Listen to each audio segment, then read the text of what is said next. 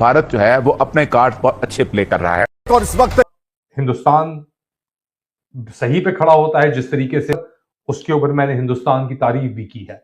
और तारीफ उस तरह की कि हिंदुस्तान में खुद मुख्तारी है, उनकी इकॉनमी इसका सबूत देती है। और अगर आप खित्ते में देखें, निगाह डालें, तो पाकिस्तान के अंदर जो मजबूरियां हैं और जो एक कशकोल और भीख मांगती पाकिस्तान की क़यादत, दोनों का पैरेलल करते हुए मैंने हमेशा हिंदुस्तान की तारीफ की है और सराहा है हिंदुस्तान के अंदर जो खुद मुख्तारी मैंने देखी अमेरिका को लेकर और दुनिया के अंदर और मामलात को लेकर। एक बड़ी खबर है, ईरान युद्ध पर पीएम मोदी ने बड़ा बयान दिया है। हिंदुस्तानी प्रधानमंत्री नरेंद्र मोदी खिताब किया। दोस्तों, भारत के वजीर आजम नरेंद्र मोदी ने पार्लियामेंट में बड़ा सख्त खिताब किया है। सख्त खिताब में इसको इसलिए कह रहा हूं कि नरेंद्र मोदी ने कहा है कि भाई तुम ये जंग जो है वो हमारे ऊपर मुसल्लत ना करो। वो कैसे?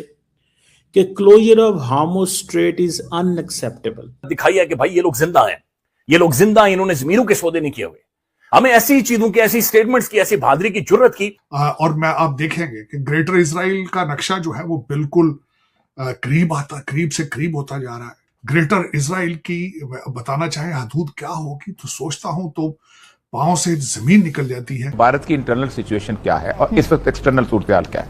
एक्सटर्नल सूरत हाल में भारत जो है वो अपने कार्ड बहुत अच्छे प्ले कर रहा है और बड़ी सही प्ले कर रहा है। भी रमक बाकी है, जिंदा है और मुर्दार नहीं है, यानी मर नहीं चुका। अपने जमीर का सौदा, जमीर को बाजार में भंगार के भाव बेच कर नहीं आया हुआ।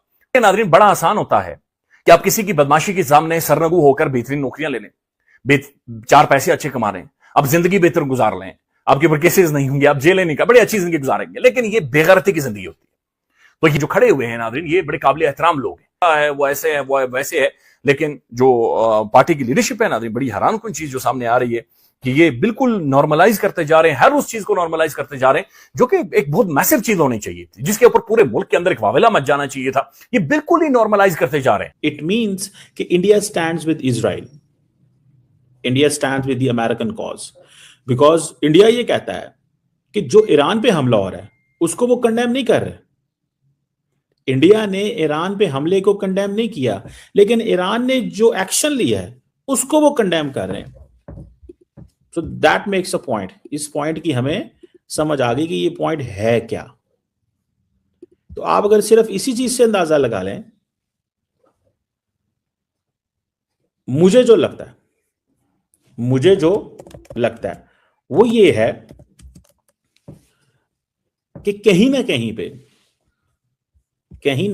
कहीं के ऊपर नरेंद्र मोदी ये समझते हैं कि एज ए ग्लोबल साउथ के मेजर कंट्री होने के नाते अगर उन्होंने ये पोजीशन ली, जो पोजीशन इजराइल और अमेरिका के खिलाफ होती है, तो उनकी जो एक पार्टनरशिप है वो कॉम्प्रोमाइज होती है। आप जरा सुने ये कहते क्या है, फिर मैं आपको बताता हूं कि इंडियन पोजीशन क्या है, इंडिया ने अभी तक किया क्या है। क्योंकि इंडिया कहता है अपने आप को वो ग्लोबल साउथ का लीडर है, तो as a global south leader उनकी क्या जिम्मेदारी है, क्या कमिटमेंट है और वो कर क्या रहे हैं और बोल क्या रहे हैं, जरा सुनिएगा।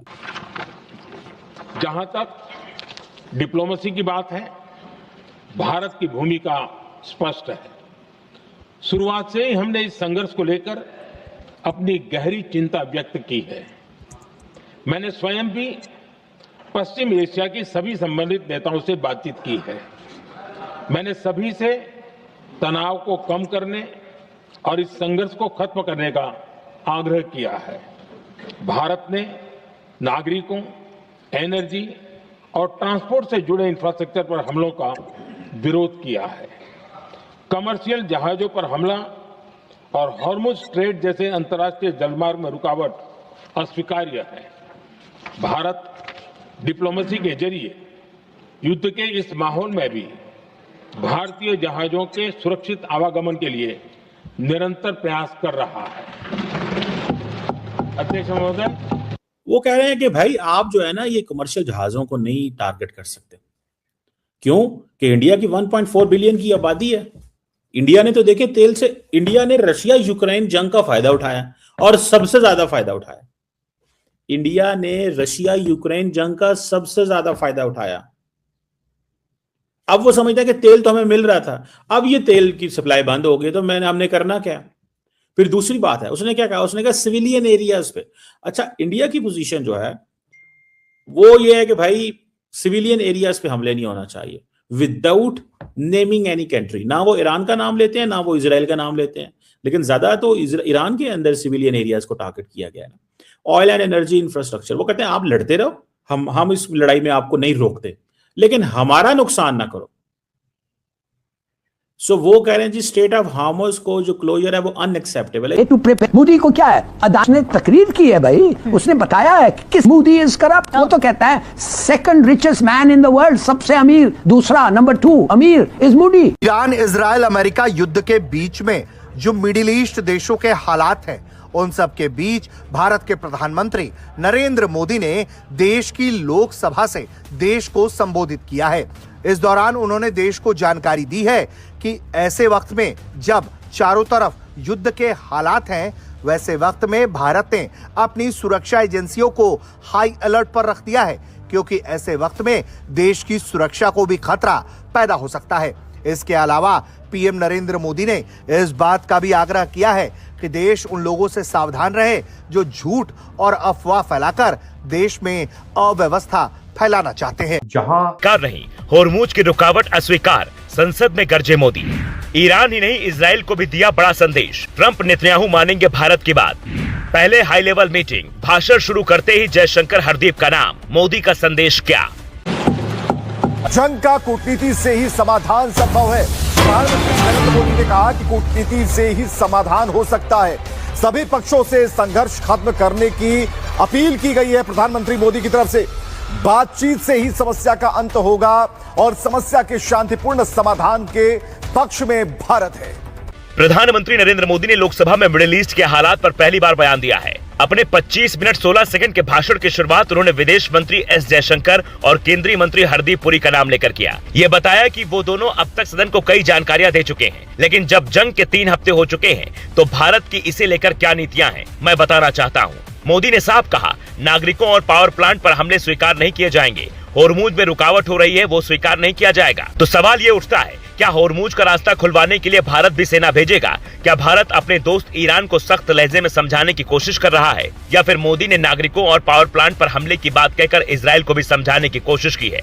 भारत की नीति तो हमेशा शांति और बातचीत से समझौते की रही है और पूरी दुनिया इस वक्त भारत की ओर उम्मीद भरी नजरों से देख भी रही है। तो भारत इस जंग में तो बिल्कुल भी नहीं कूदने वाला। शांति समझौते में मध्यस्थता की भूमिका निभा सकता है, क्योंकि इससे भारत भी प्रभावित हो रहा है। देश के जो हालात हैं, उसकी स्थिति पर पीएम मोदी ने पेट्रोल, डीजल, एलपीजी सिलेंडर, खाद और बिजली को लेकर ऐसी रणनीति बनाई जिससे अब तक देश अनजान था। मोदी कहते हैं, हमारी कोशिश है देश में तेल गैस का संकट ना हो। भारत अपनी जरूरत की 60% एलपीजी प्रोडक्शन करता है। हमने देश में इसके उत्पादन को बढ़ावा दिया है।